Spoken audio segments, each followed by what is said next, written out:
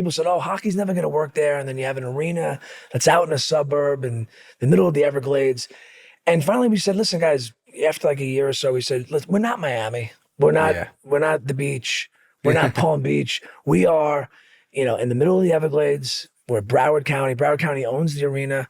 We're going to put Broward County and Fort Lauderdale on the map, and we're going to invest in the people in our backyard. And I think people like hyper local, like literally, right? Coral Springs, Plantation, Parkland, Sunrise. They're like, you know what? It's the first entity sports team company that really paid attention to us. Wow. Fort Lauderdale's always been like a little brother to Palm Beach and Miami, and we said, well, we're the county and Fort Lauderdale's team. And what a big risk and decision to make. Huge risk. Yeah, you nailed it, because we're basically walking away from the two richest markets and just focusing on what's local.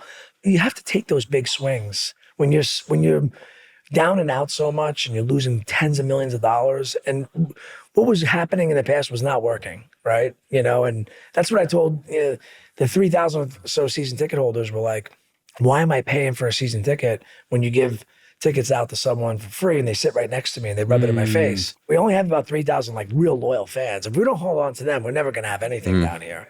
Those tough crowds and kicking out the people that were getting free stuff, we had to go backwards and like invest in our core. And that core, when we did all the analysis, we went to mobile ticketing. So we had zip codes of people's credit card transactions for everything that they did, whether it was buying a ticket, merch, food, and like 65% of it was like within a 5-mile radius. Wow. So we said, let's get our 3,000 base up to like 10,000. Let's just get like an army of people that are all bleed red and they're all about the Panthers. And then when we get cool and good, and I wasn't even thinking about winning the Stanley Cup at the time. I just was trying to like turn the thing around. Palm Beach and Miami is going to come out. Like South Florida is an event town.